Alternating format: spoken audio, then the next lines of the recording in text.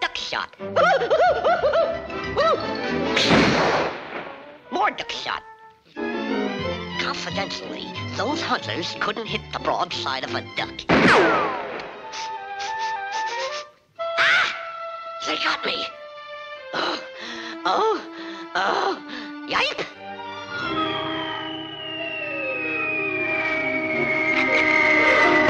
Get him, Wowie Moore. We tweave him. We tweave him. Take it easy, Rover. That's no way to retrieve a duck. Look. Gentle-like. See, Larimore?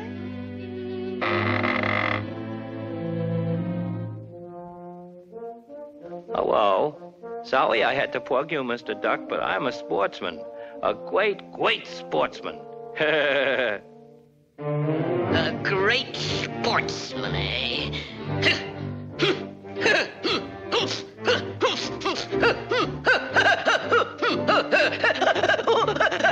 Sportsman. Listen, sport, you don't know the meaning of fair play. What chance has a poor, helpless, fluffy little winged creature like me against you? You with your bullets, and your shotgun, and your knife, and your duck call, and your hunting coat, and your hunting dog, and all kind of stuff like that there. What protection have I got? A bulletproof vest, I suppose. How does that get there? How'd you like to meet me in a fair fight, Mr. Sport? All things being equal, man to man, Marquis of Queensberry rules. Huh? That's different, eh? Yeah, that's something else again. Yeah, you don't like that, do you, sportsman? No. You don't like it, I like it. Ladies and gentle ducks, in that corner...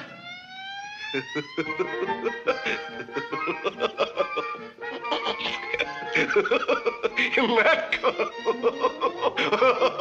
he's a dog. You can have him. What a tramp.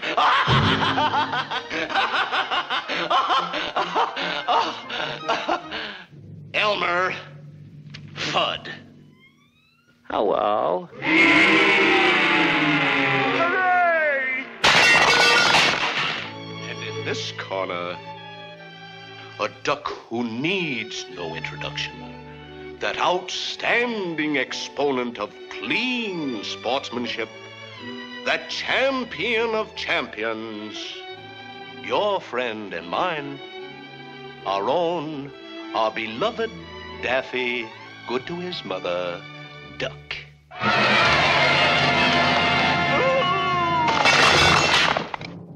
Now, boys, fight clean. Oh, brother! No rough stuff. None of this. Or this. Or this. Or like so.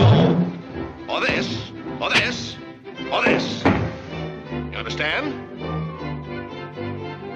Yeah, you mean none of this? Or this? Or like so? Or this?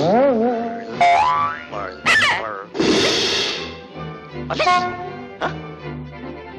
How about a little of this? Absolutely, You know, there's something awfully screwy about this fight, or my name isn't Larimore, and it isn't.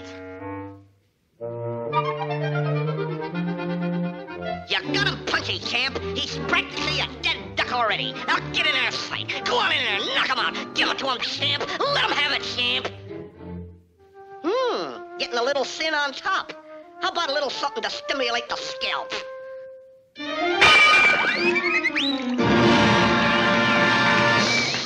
Now shake hands.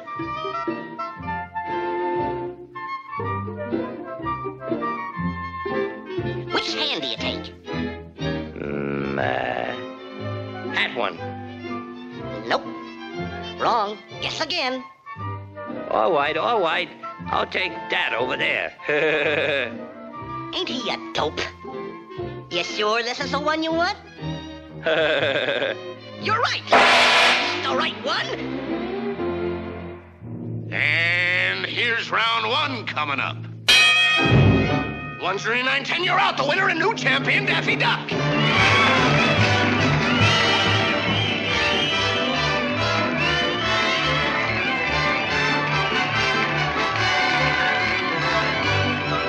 I'm not the one to complain, Mr. Wefferly, but I thought you said no wuff stuff. None of this, or this, or this, or like so, or this, or this, or this.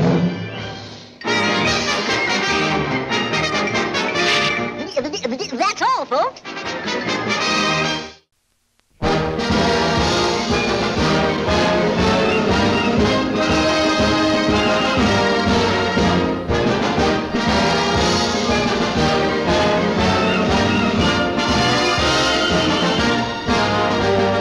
This is John McRoger, Airman First Class. That blissful smile on John's face is because John has reached the end of his first hitch, and John is getting out.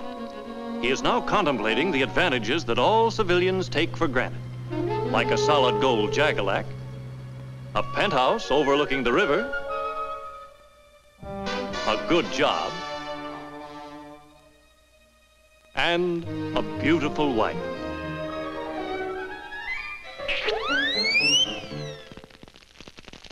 And tuppence to send home to me wife, poor wife. No cares have I to grieve me, no pretty little coil to deceive me.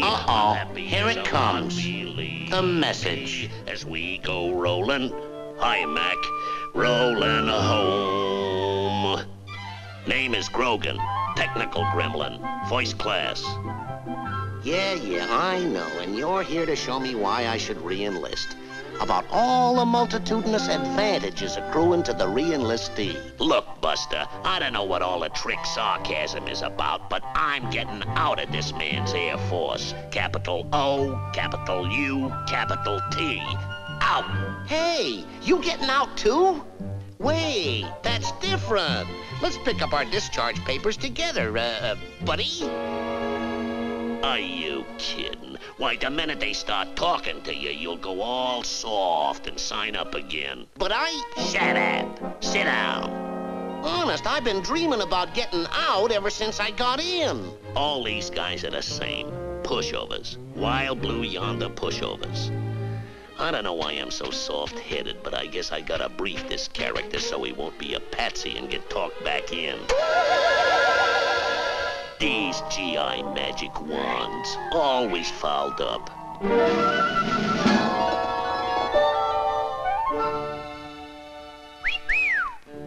Later.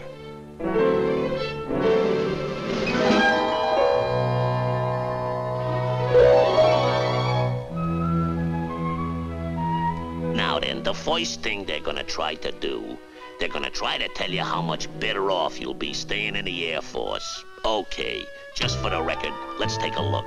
That's you, and that's your re-enlistment paycheck. Airman Voice Class, 4 years service, $137.59 a month. And this is what the average veteran of your age is earning in civilian life, $253.47. That's $115.88 more than you make, Mac. Why, that's an outrage. That's... Of course, to be perfectly fair, the civilian does have to make certain minor deductions from his paycheck that you don't. Like food, lodging, clothes, higher income taxes, medical and dental bills, and life insurance. Minor deductions like that there. Well, it's only $197 a month. Only? Another thing I forgot to mention was that an airman can increase the size of his check by seniority, advancement in rank, allowances, overseas duty, and flying duty, and as much as 6 times your monthly base pay for your first re-enlistment.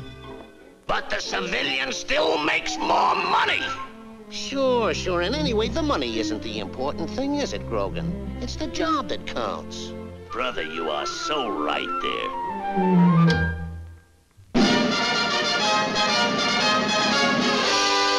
Today we find John McRoger, apprentice trail fastwinder, happily at work. Hey, Mac, there you are.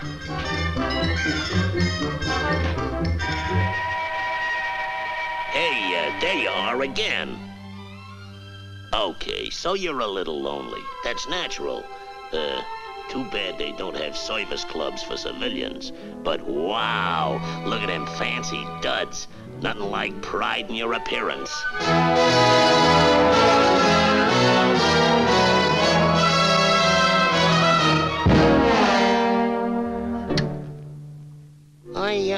I don't know, Grogan. It just doesn't seem quite what I want to do. Look, pal, you can't back out now. Why now, you take retirement. Do you realize that as a civilian, you can look forward to retiring at the age of 65 with a cool $85 coming in from Social Security every month? Yeah? Well, in the Air Force, I can retire when I'm 38 and draw down $137 a month for the rest of my life. What are you, a has-been or something? Where do they get off retiring you at 38? It's an imposition. Some imposition. Okay, I decide I don't want to be imposed on. I decide I'm going to stay in another 10 years, till I'm 48. Then they really impose on you. $229 a month. And Grogan, I've already got 4 years start. Well, you can retire on that kind of dough as a civilian, too. Oh, absolutely. All I gotta do is I gotta save up about $90,000 and put it out at 3% interest. A cinch. All right. Yeah, I know. You save $60 a week for 30 years. Okay, so it's ridiculous. I'll admit there's a few good things about the Air Force. Like 30-day paid vacations. And medical expenses and a $10,000 insurance policy thrown in. And family allowances. And housing. And free education.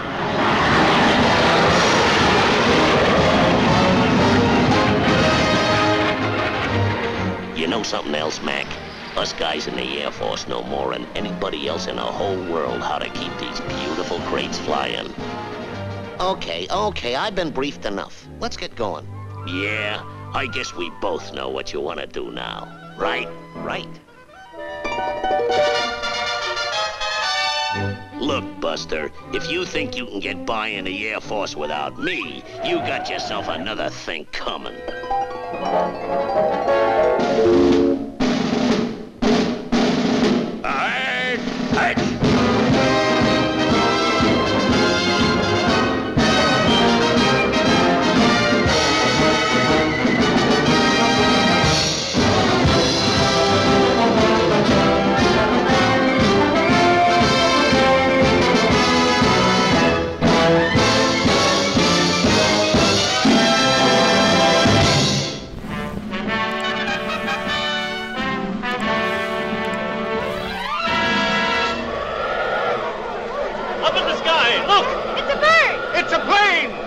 Superman!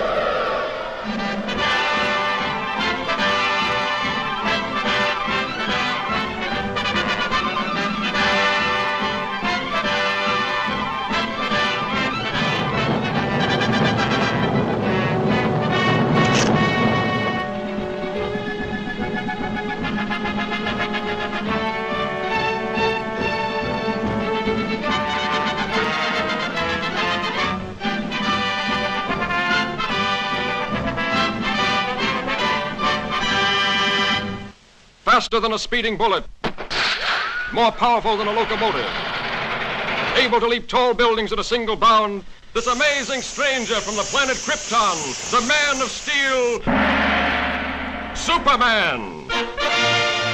Possessing remarkable physical strength, Superman fights a never-ending battle for truth and justice, disguised as a mild-mannered newspaper reporter, Clark Kent.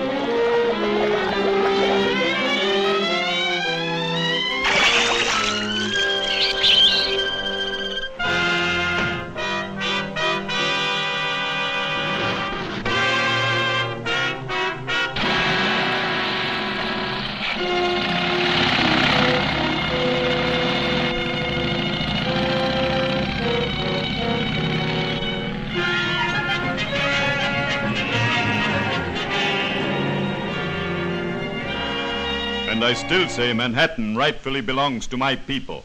Possibly, but just what do you expect us to do about it? You have a newspaper. Publish the truth. Have the island vacated immediately. It's fantastic. Why, that's ridiculous. Ridiculous? Maybe modern science will make you think differently.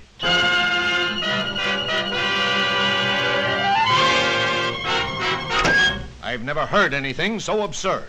You know, from the look in his eyes, I'd almost believe he was in earnest. No, he's just a harmless crank.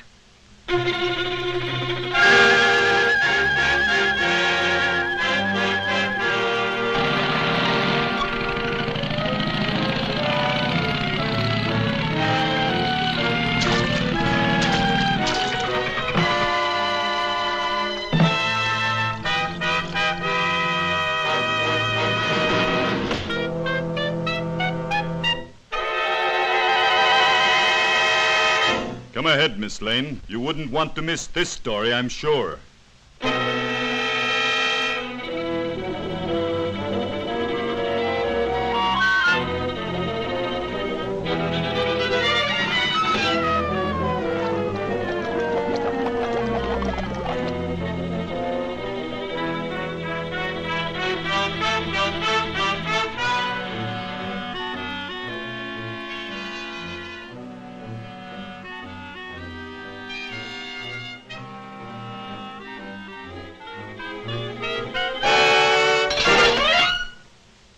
Just a precautionary measure.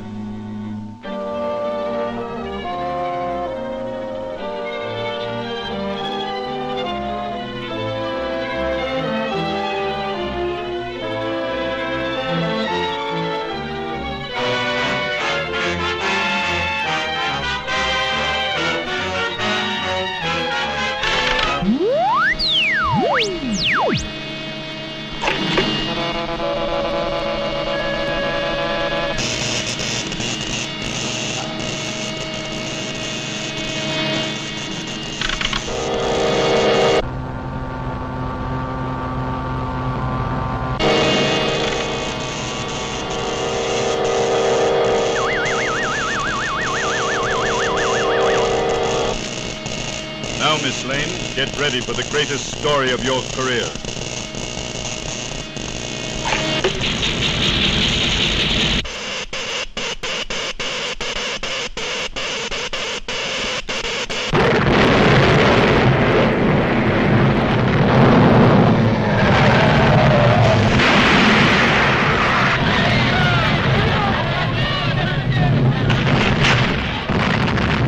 Come on, Kent. Let's get out of here.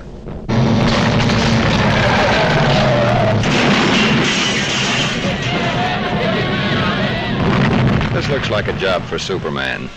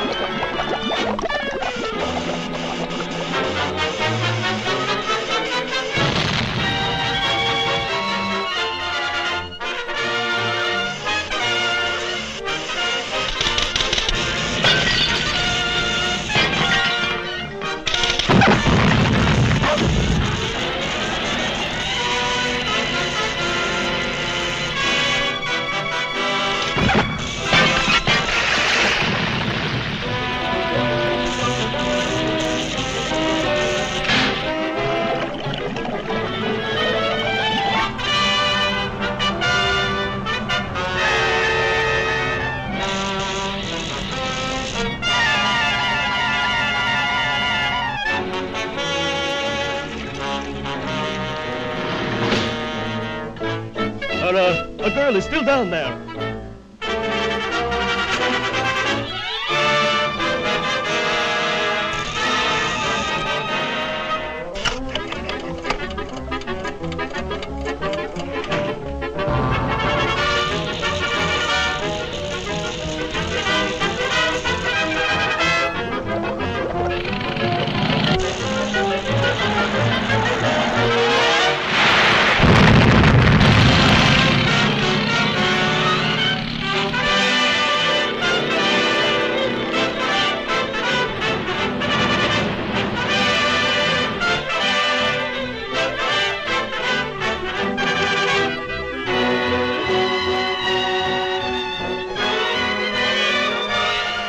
Lois, the old island looks just as good as ever. That's right, Clark. Thanks to Superman.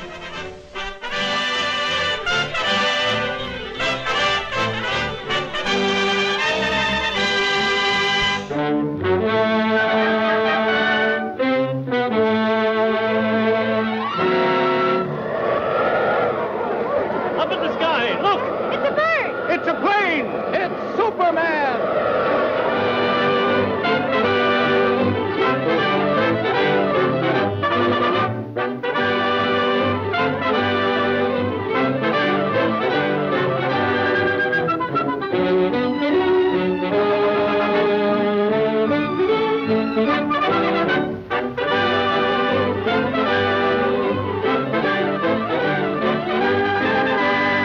Than a streak of lightning, more powerful than the pounding surf, mightier than a roaring hurricane. This amazing stranger from the planet Krypton, the Man of Steel, Superman. Possessing remarkable physical strength, Superman fights a never-ending battle for truth and justice, disguised as a mild-mannered newspaper reporter, Clark Kent.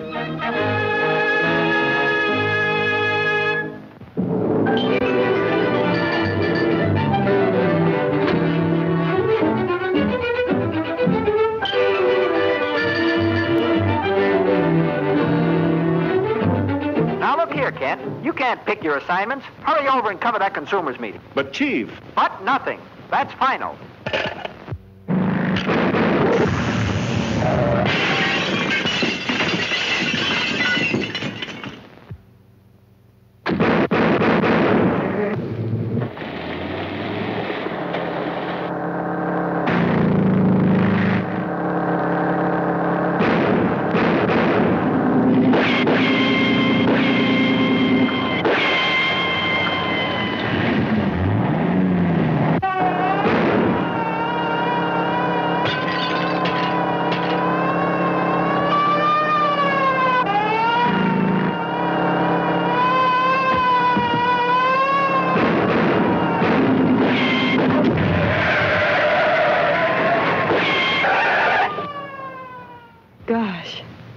That was a close call. I've got to get to police headquarters immediately.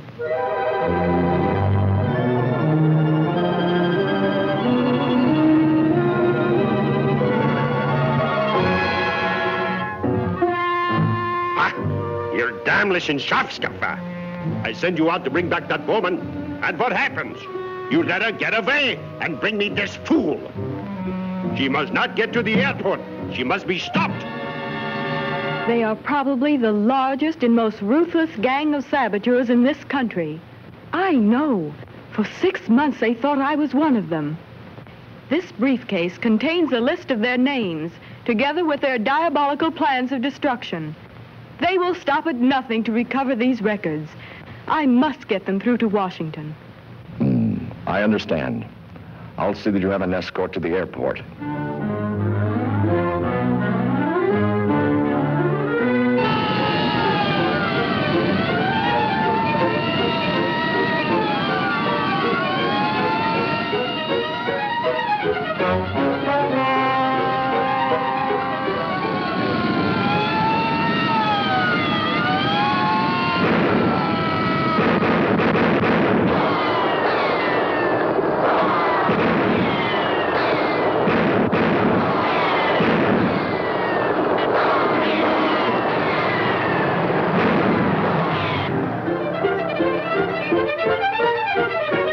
through. She's heading this way. Quick!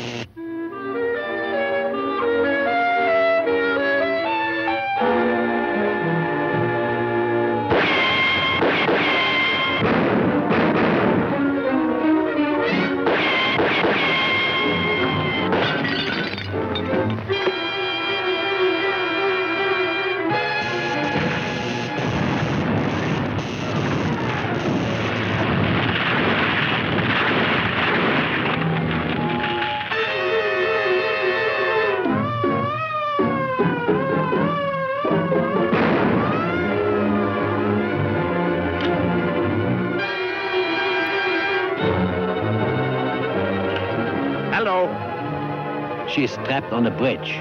The place is surrounded by... Hello? Erich? Hello? Hello? Zum Donnerwetter. Something went wrong. We've got to get those records.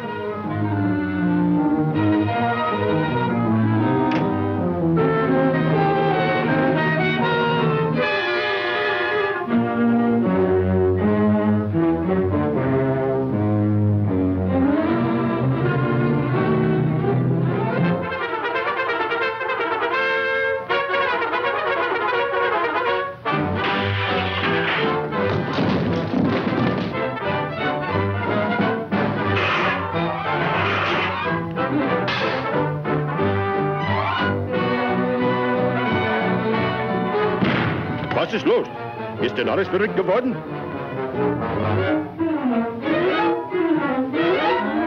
Zum Teufel! Was sollen wir tun? Schmeißt die Wände ein!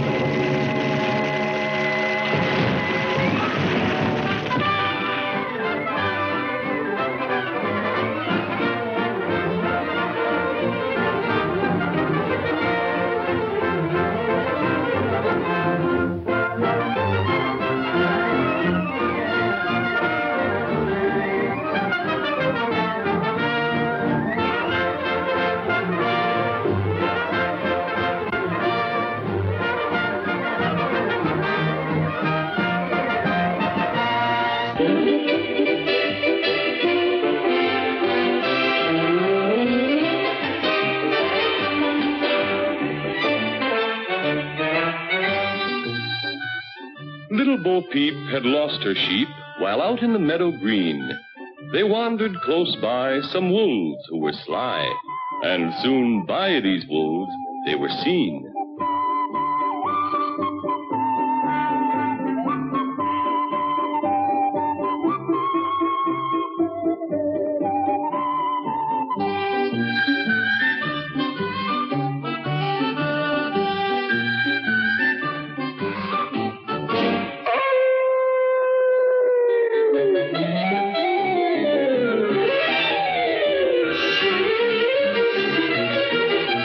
Nasty old wolves dressed one of their kind to look like little Bo Peep.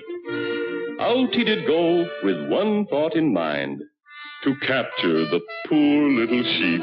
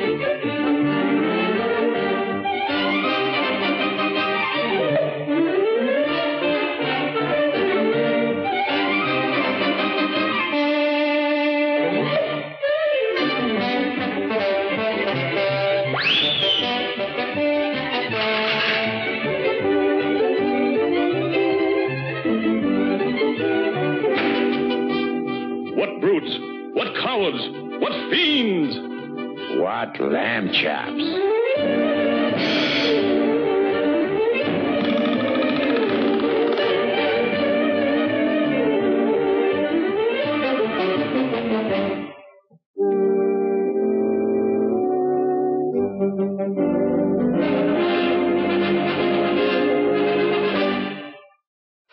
Mighty Mouse!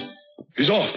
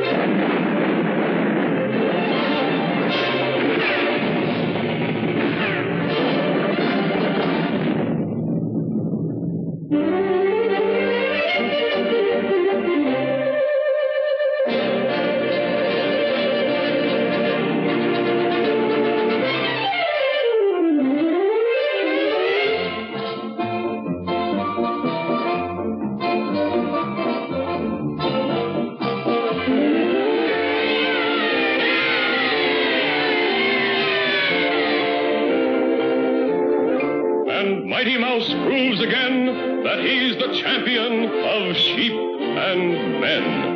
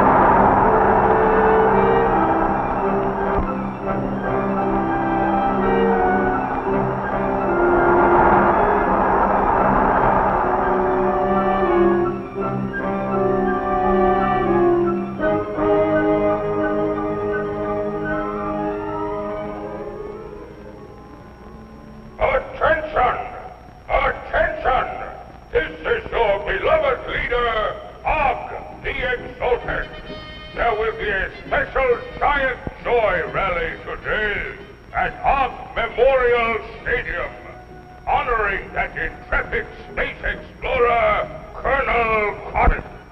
Hear the Colonel's first words since his return from the planet Earth. You are all commanded, invited to attend.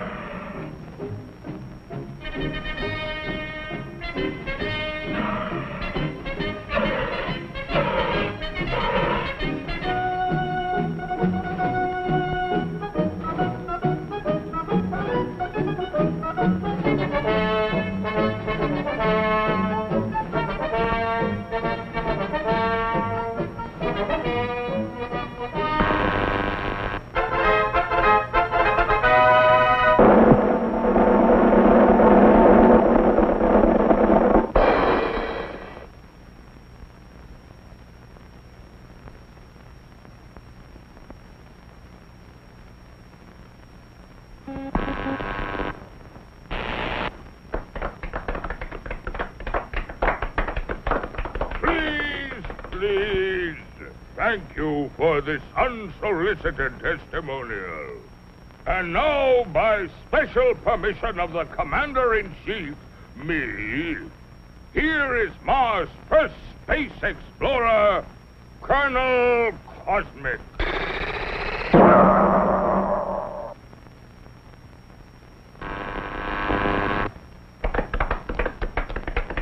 I can't tell you how happy I am to see your smiling faces once more.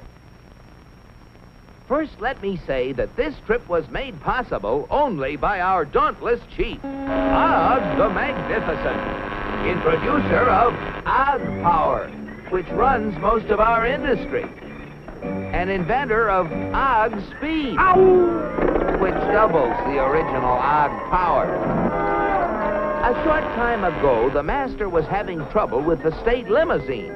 He had, of course, developed the explosive charge.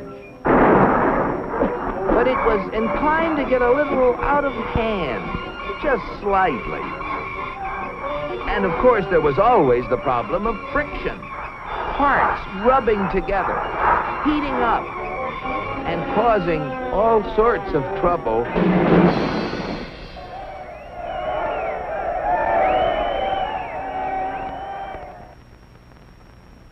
But our leader was undaunted. He immediately ordered our first expedition into space to bring back the secret of how other planets got their state limousines to run smoothly. The target was picked with painstaking scientific accuracy. Destination Earth. You all know with what eagerness I volunteered for the mission, and with what confidence I took off.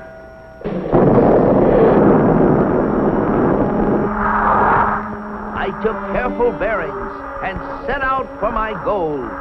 It seemed no time till I was approaching a country of Earth called, the United States of America. I set her down like a feather.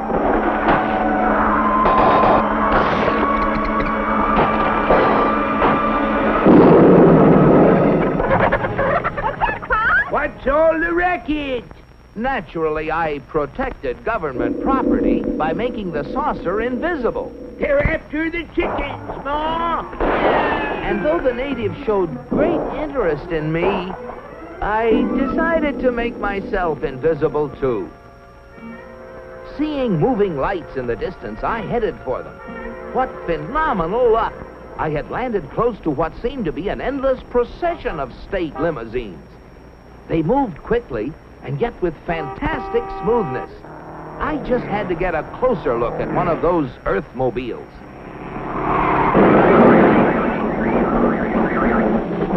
Just as I thought. Not only smooth and efficient, but powerful as well. I watched them for hours. Great Ganymede, they were superb. I just couldn't help comparing them with ours, if you call that a comparison. Surely these vehicles must be the property of the highest officials. I was wrong. It seems that almost everybody in this country has one of those, they call them automobiles. They use them for transportation, for business, for pleasure. They use them for all sorts of things. I found that these vehicles gather at places called service stations, where they are fed, lubricated, that's how they beat friction, and given the finest care. The source of their nourishment was something called petroleum. A power source like that must be a highly prized state secret. I had to find out about it. Perhaps the secret lay within this government archives building. It was heavily guarded, but casting discretion to the winds, I walked boldly inside. Their code was remarkably easy to break. They merely substituted the word oil for petroleum. And I soon got hold of a veritable mine of classified information. I began to assimilate the material. I soon found out that though petroleum products are easily found anywhere, petroleum itself is a very elusive substance. Experts have to search for it constantly in all the most likely and unlikely places with all kinds of scientific devices. When they figure they found a good spot, they drill a hole in the ground called an oil well, for almost all oil lies far beneath the surface of the earth. These wells go down thousands of feet and cost a lot of money to drill. But that's no guarantee that they're going to find oil. Matter of fact, in exploratory drilling, only 1 well in 9 finds any oil at all. Only 1 in 44 recovers enough oil to pay for itself. And only 1 in almost 1,000 makes a major discovery. Pretty big odds. Yet America's proved reserves, the oil supplies still underground, have kept increasing steadily. I couldn't imagine how this ever-increasing supply of oil was achieved until I found out that there's not just 1, but thousands of oil companies, all competing with each other to discover and develop new sources of oil. For believe it or not, in the USA, anyone who is willing to risk it can drill for oil. But oil discovery is only part of the story. Once they get oil out of the ground, it has to be moved through pipelines, on ships, or in tank cars to fantastic processing plants called refineries. Crude oil goes in, and great Jupiter, the things that come out. Gasoline, for example, the most efficient mobile power source on Earth. That was the stuff that powered all those cars and trucks. And asphalt, which makes smooth, durable roads. It seems that oil not only runs cars, it even gives them something to run on. Another oil product is the diesel fuel, which runs giant trains across the nation. In winter, fuel oil made from petroleum brings warmth and comfort to millions of homes. And still other fuels help defend America's shores and skies. From refineries also come the lubricating oils and greases that keep the wheels turning in America. But that still isn't all. Crude oil, like everything else, is made up of billions of tiny molecules.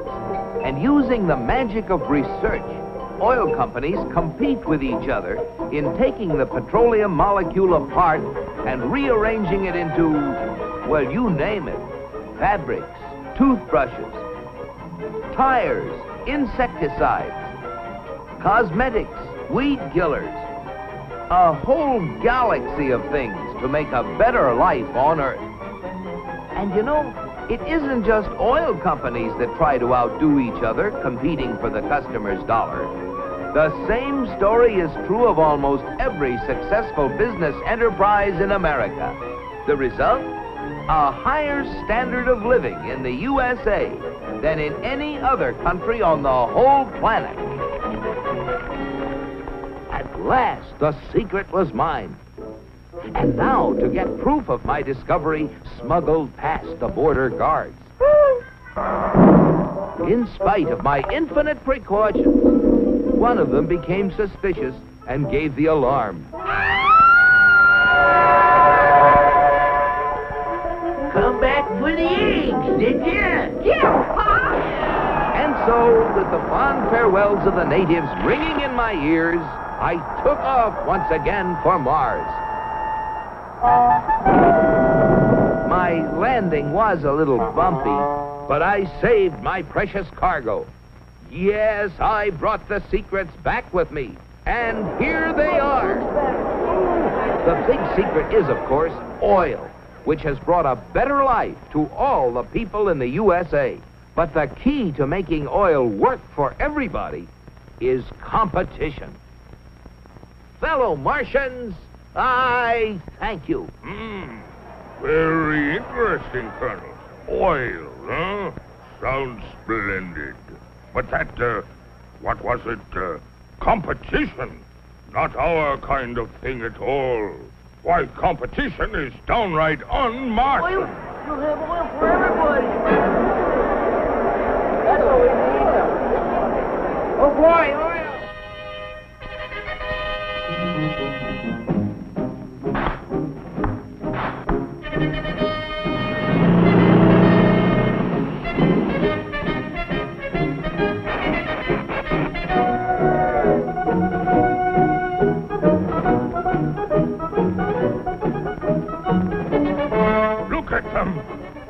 You know what this means, Cosmic? You bet I do, Og. It means that you're through. So why don't you get lost? Yes, the real secret is not only a great source of energy, but also the freedom to make it work for everybody. And if you have both of these things, any goal is possible. It's Destination Unlimited.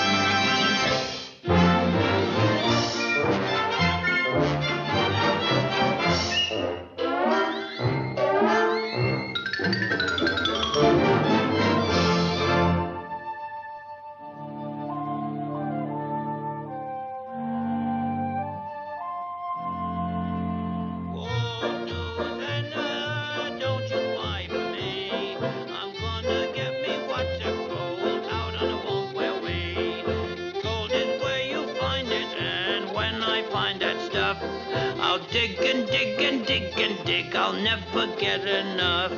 I twamp the prairies and the plains, I trudge each weary mile.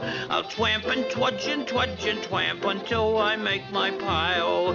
Whoa, Susanna, don't you cry for me. I'm gonna dig up lots of gold, V for victory. Oh, da da da da da da da da da da da da.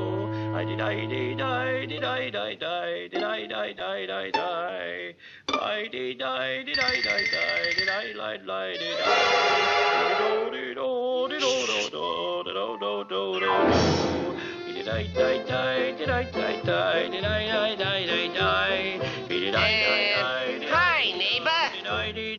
Oh, hello. I'm a wagged, rugged lover of the wild and woolly west. Of all the things I haven't got, I like gold the best. Oh, it rained all night, today I wept. The weather is so dry. It was so warm, I froze to death. Susanna, don't you cry.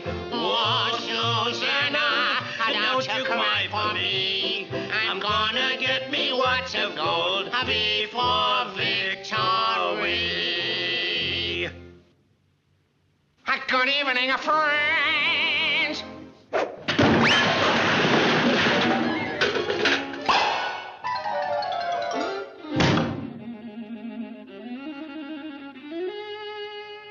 Hey, there's something awfully screwy going on around here.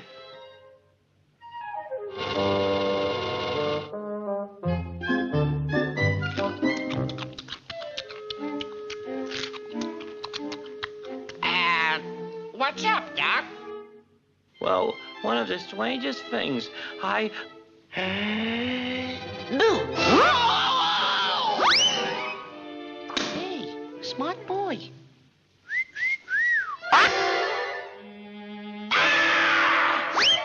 That's that screwy rabbit. Oh, well.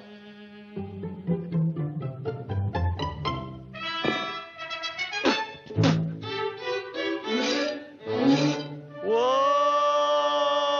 I've been working on the railroad all the long day. I've been working on the railroad to pass the time away. Whoa!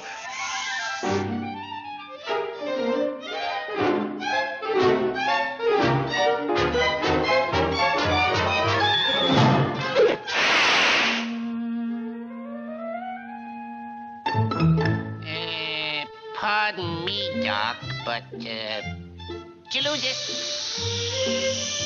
Oh, yeah. Thank you very much.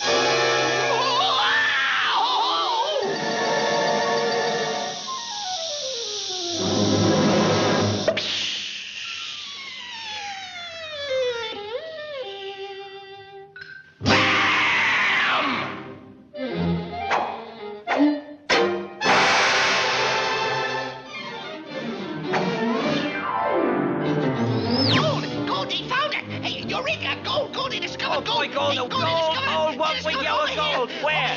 Where? Over here. Where? Here. Oh, that's nothing. Well, I got one here. You chubby little rascal.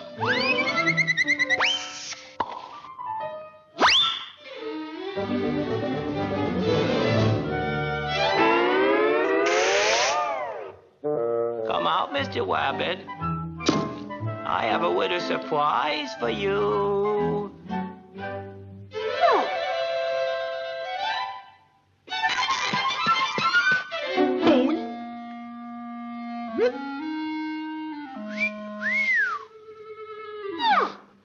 Don't laugh. I'll bet plenty of you men wear one of these. That's the last straw. I'll get that rabbit.